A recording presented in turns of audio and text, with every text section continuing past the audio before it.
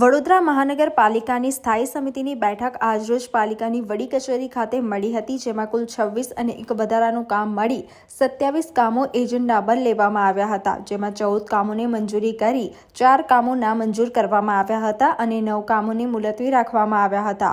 આજની આ બેઠકમાં અફોર્ડેબલ હાઉસિંગ અને એમજીવાય સેલ, જમીન મિલકત શાખા, રોડ પ્રોજેક્ટ શાખા, સામાન્ય વહીવટ વિભાગ, પાર્ક્સ એન્ડ ગાર્ડન વિભાગ, પાણી પુરવઠા શાખા, સ્ટ્રીટ લાઇટ વિભાગ, ડ્રેનેજ અને વરસાદી ગટર પ્રોજેક્ટ શાખા, આરોગ્ય ખાતું, મુખ્ય કચેરી, ધન્યવાદ મહત્વના વિભાગના વિકાસપક્ષી કામો મંજૂરી માટે લેવામાં આવ્યા હતા, જેમાં ચર્ચાના અંતે 14 કામો મંજૂર કરવામાં આવ્યા છે। તમામ કામો બાબતે વિસ્તૃત માહિતી સ્થાયી સમિતિના અધ્યક્ષ ડોક્ટર શીતલ મિસ્ત્રીએ આપી હતી। આજની સ્થાયી સમિતિમાં 26 પ્રપોઝલ રેગ્યુલર સ્થાયીમાં ચડાવી હતી, એક વધારાની પ્રોગ્રામ, ટોટલ 27 કામ ચડાવ્યા હતા।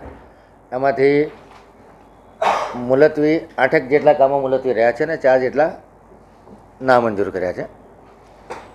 જે કામ મુલતવી કર્યા છે એમાં ખાસ કરીને પ્રધાનમંત્રી આવાસ યોજનામાં જે છેલ્લા 2021-22માં કામ કર્યા છે એમાં જે લાભાર્થી ફાળો લેવાનો હતો એ લાભાર્થી ફાળો કોર્પોરેશનને ભોગવવાનો રહેશે અને 18.25 કરોડ રૂપિયા જેટલી રકમનું ભારણ કોર્પોરેશન પર આવશે, કારણ કે પ્રધાનમંત્રી આવાસ યોજનાની ગાઈડલાઇન મુજબ લાભાર્થી પાસેથી ફાળો લઈ ન શકાય, કારણ કે આ આવાસોની મહત્તમ કિંમત નક્કી કરવામાં આવી છે કે ઈડબ્લ્યુએસ આવાસ હોય તો 5.5 લાખ અને ઈડબ્લ્યુએસ 2ના આવાસ હોય કે એમઆઈજીના આવાસ હોય તો એલઆઈજીના આવાસ હોય તો એના 8,50,000।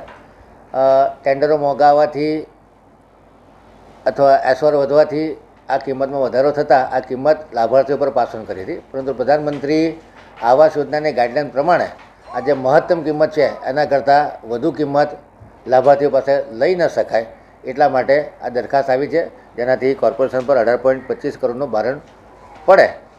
આ દરખાસ્તને આજે વધુ વિચારણા અર્થે મુલતવી રાખવામાં આવી છે।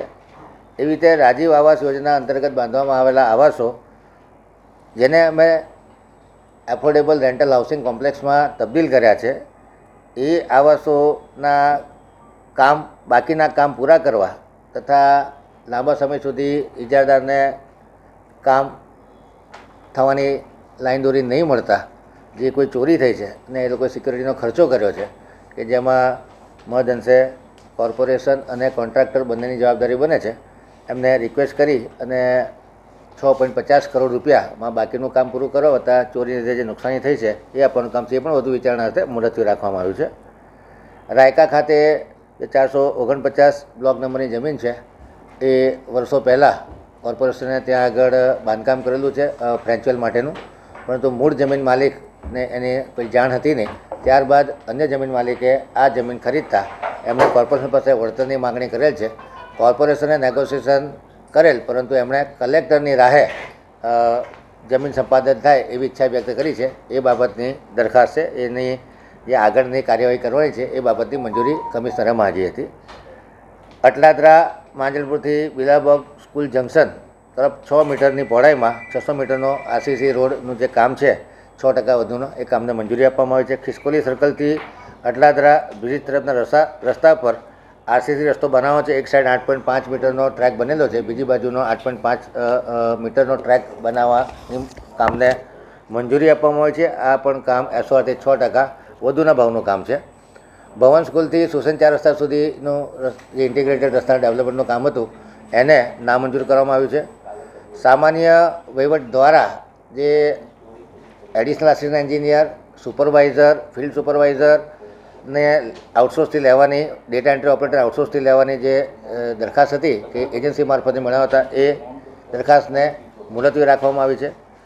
પાર્ક્સ એન્ડ ગાર્ડન દ્વારા જે લિનિયર પાર્ક માટે જીટકો કંપનીને કન્સલ્ટન્ટ તરીકે નિમણૂક આપવાની જે દરખાસ્ત આવી છે એને પણ નામંજૂર કરી અને વડોદરાની લોકલ ડિઝાઇનિંગની સંસ્થા કે જે નોન પ્રોફિટ સંસ્થા હોય એમનો ઉપયોગ કરીને આ કામ કરાવવાની દરખાસ્ત કરવામાં આવી છે।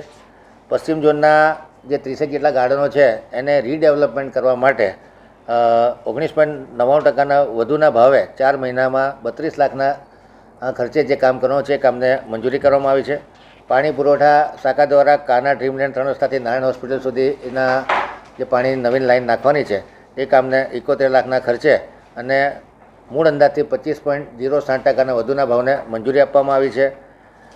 ઉડામાં TP1માં જે વેમારી સ્થિત 2 MLDનો પ્લાન્ટ હતો એના ઓએનએમના ખર્ચા ને જે જ્યારથી વડોદરાની હદમાં આ વિસ્તાર સમાવેશ થયો ત્યાંથી અત્યાર સુધી જે નવો જે 14 MLDનો પ્લાન્ટ બન્યો એ ડિસ્ટન્સ એ બે સમય મર્યાદામાં જે કામ થયું છે એ કામના ખર્ચાને મંજૂરી આપવામાં આવી છે. બદામડી બાગ સ્થિત આર્ટ ગેલેરી ફાયર સ્ટેશનમાં જે ઇલેક્ટ્રિફિકેશનનું કામ હતું એ કામને નામંજૂર કરવામાં આવ્યું છે, કારણ કે એક જ ઇજારા દ્વારા CCTV કેમેરા, વાયરિંગ ને બધા તમામ કામો એક જ એજન્સી કરે. લિફ્ટની કામગીરી, સોલાર સિસ્ટમની કામગીરી, તો તમામ ઇજારા અલગ અલગ કરવાનું ઠરાવવામાં આવ્યું છે. વડોદરા વિસ્તારમાં ખુલ્લી વિસ્તારમાં જે વીજના ટાયરો છે એ એરિયલ બંચના લગાડવાના કામને હાલ પૂરતું મુલતવી રાખવામાં આવ્યું છે. વડોદરા જૂના અલગ અલગ જંકશન પર નવીન ટ્રાફિક સિગ્નલ લગાડ્યા છે એના જે કન્સલ્ટન્ટ છે એની કન્સલ્ટિંગ ફીમાં 10 લાખની તેના બદલે 25 લાખ કરવામાં આવી છે, કારણ કે ઘણા બધા CCTV લગાડતા પ્રોજેક્ટ કોસ્ટમાં વધારો થતાં કન્સલ્ટિંગ ફીમાં પણ વધારો થયેલો છે. ડ્રેનેજ નળિકા દુરસ્તીનો ઇજારો જે સાઉથ ઝોનનો કરવાનો હતો 5 કરોડની મર્યાદામાં, એ ઇજારો હાલની તારીખે ચાલુ છે, પરંતુ નાણાકીય મર્યાદા પૂરી થઈ ગઈ છે. એટલે જૂના ઇજારા જે -25%માં ચાલુ હતો એ ઇજારામાં 1 કરોડની નાણાકીય મર્યાદા વધારવામાં આવી છે અને હાલનો જે નવીન ઇજારો છે જે 17.5% ઓછા મુજબનો છે એને મુલતવી રાખવામાં આવ્યો છે. સેવાસી સિરખી STPથી જે પ્રેશર લાઈન નાખવાની હતી એ આકાર કસરનું કામ હતું. ટેન્ડરની સમય મર્યાદા પૂરી થઈ હતા એ કામને નામંજૂર કરવામાં આવ્યું છે. જે ક્લોરીન કોન્ટેક્ટ ટેન્કના કામ હતા 3 STPમાં, ખાસ કરીને અટલાદરા, ગાજરાવાડી અને કપુરાઈ, આ ક્લોરીન કોન્ટેક્ટ ટેન્ક બનાવવાના કામને હાલ પૂરતું મુલતવી રાખવામાં આવ્યું છે. જે સભાસદશ્રીઓના તબીબી બિલ હતા એ કામને મંજૂર કરવામાં આવ્યું છે. આરોગ્ય ખાતા દ્વારા જરૂરી દવાઓ અને કન્ઝ્યુમેબલ ના કામને 1.5 કરોડની મર્યાદા વધારવામાં આવી છે. ગાજરાવાડી ખાતે જે ઓપરેશન મેન્ટેનન્સ છે એમાં 3 ઇજારા ભેગા કરી ઇન્સિનરેટર, બાયોગેસ અને શ્રેડર, આ 3 ઇજારા એક જ એજન્સીને આપી અને કામને મંજૂર કરવામાં આવ્યું છે. વાહકજન્ય રોગોના નિયંત્રણ માટે જે જરૂરી દવાઓ લેવાની છે, ફોગિંગ માટે અને એન્ટી લાર્વલ મેઝર માટે, તથા ઘરે ઘરે જે દવાઓ આપવામાં આવે છે, સુગંધી દ્રવ્યો છે, આ તમામ ખરીદીને મંજૂરી આપવામાં આવી છે. સયાજી બાગ જૂ શાખા દ્વારા 75 લાખની મર્યાદામાં સિવિલના કામગીરીને હાલ પૂરતું મુલતવી રાખવામાં આવ્યું છે. મિકેનિકલ ખાતામાં જે 3 વ્હીલર ઉપર ડિસિલ્ટિંગ મશીન લેવાના હતા એ કામને પણ હાલ પૂરતું મુલતવી રાખવામાં આવ્યું છે. વાત એવી છે કે આ એફોર્ડેબલ રેન્ટલ હાઉસિંગ કોમ્પ્લેક્સ છે એનો ઇજારો ભૂતકાળમાં થયો હતો, પરંતુ ઇજાદારે ખૂબ ઓછા પૈસા કોટ કર્યા હતા અને એ વખતે આપણે ઇજારો નામંજૂર કર્યો હતો. અત્યારે આ મકાનોને રિપેર કરીએ અને ફરી ઇજારો ના થાય તો પાછા પડ્યા ખંડે થઈ જાય. એટલે સભ્યોની ઈચ્છા એવી છે કે બંને ઇજારા, પહેલાં પેલો ઇજારો મંજૂર થાય કે આનું ભાડું ચૂકવવા માટે તૈયાર થનારી એજન્સી તૈયાર થાય, ત્યાર પછી આમાં રિપેરિંગ કરીએ તો મકાનો વપરાશમાં રહે અને પાછો ફરી ખર્ચો ના કરવો પડે.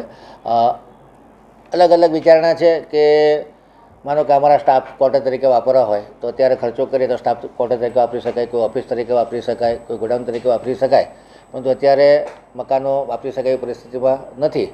થોડું ઘણું કામ બાકી છે, વત્તા કોન્ટ્રાક્ટર પોતે આર્બિટ્રેશનમાં ન જાય અને એના કામગીરીના પૈસા ચૂકવવાના બાકી છે, વત્તા એના આટલા વર્ષો સિક્યુરિટી રાખી છે, એનો માલ સામાન ચોરી થયો છે. આ નેગોશિએશન કરી અને એક એમિકેબલ ફિગર ઉપર જે કોર્પોરેશન અધિકારીઓ અને કોન્ટ્રાક્ટર પહોંચ્યા છે અને આ દરખાસ્ત અમને મંજૂર કરી છે, પરંતુ વધુ વિચારણા અર્થે આ દરખાસ્તને હાલ પૂરતી મુલતવી